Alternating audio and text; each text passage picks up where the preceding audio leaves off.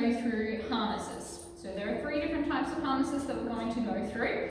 The first of which is the most common harness type that we see, which is this one that Nim is modelling for us now. This is a back attaching or a shoulder attaching harness. So you can see the lead attaches along her top line. Some of them will attach a little bit further forward, depends on the style. These harnesses come in 100 different styles, colours, fabrics, materials, designs. Some of them are anti-pull, some of them are just normal harnesses.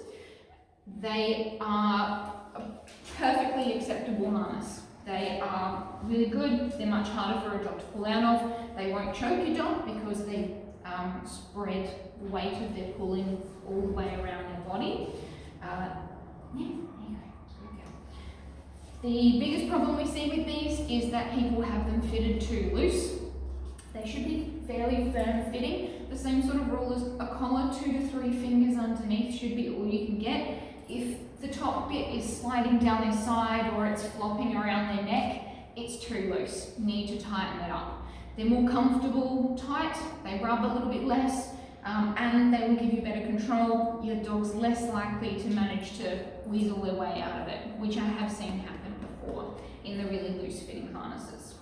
So the one problem with these harnesses, and again it depends on the specific style, is that in a lot of them, really heavy pullers will be able to get their shoulders and their whole body weight behind the harness, and they will just tow you. So some harnesses, particularly car harness style, so something a little bit more like this but a bit straighter, they will let a dog pull, and they'll pull really hard. You know, these are kind of harnesses that huskies wear when they're dragging sleds along.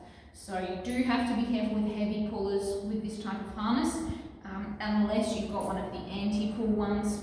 The brand called Spawn that makes anti-pull back attaching harnesses.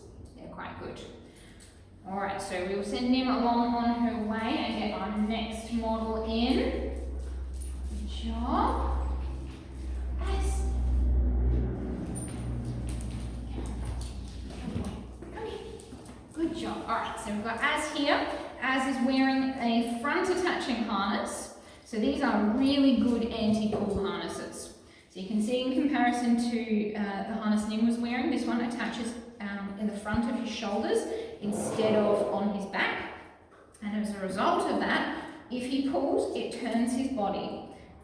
The fit is even more important. If this harness is loose, it will slide over their heads. You won't have any active ability to turn your dog or control them. So absolutely have to be fairly firm fitting, these ones. So again, you can see 3 fingers.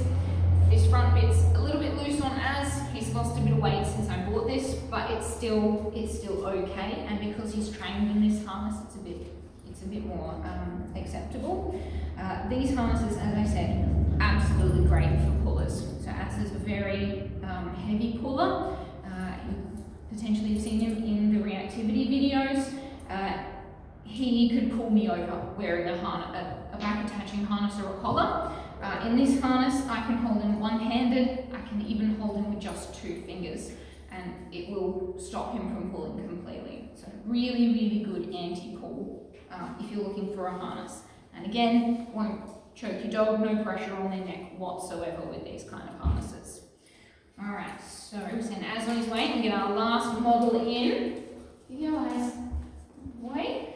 And we've got Smurf. Come on. Good boy. There we go. So Smurf is wearing a Halti. So these are a sort of cross between a collar and a harness. It's sort of a harness for their face. So you can see it fits across his muzzle and the lead attaches underneath. So this gives you really good control of their head. These are absolutely the superior pulling harness. It's almost impossible for a dog to pull wearing this kind of harness. So for the big, really headstrong dogs, these are the best ones. So these, again, quite firm fitting. They do fit fairly firmly across the bridge of their nose, buckle up firmly behind their ears.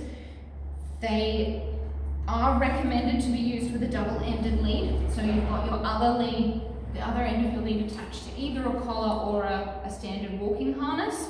That's because sometimes these will slip off, particularly if they're not fitted properly or if the buckle under here breaks. You don't want to have your dog suddenly bolting off.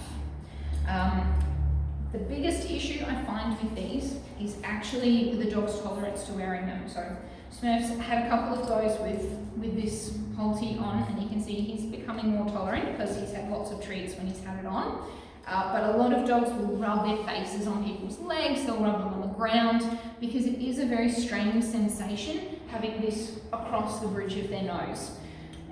So lots and lots of positive reinforcement. In the same way that you muzzle train a dog to wear a muzzle, you often have to Halti train a dog to wear a Halti. And the younger you start, the better they do. So making sure if you're going to use one of these, if you've got a really heavy, headstrong pulling dog, that you start early, you get them used to the sensation. Always a positive experience having a Halti on, which is helped by the fact that they get to go for a fun walk when the Halti comes out, but always lots and lots with the good treats.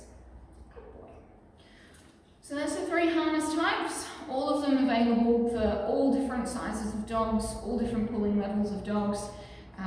You've really just got to see which one works best for you and works best for your dog, the combination of the two. They're all perfectly acceptable harness methods of walking your dogs.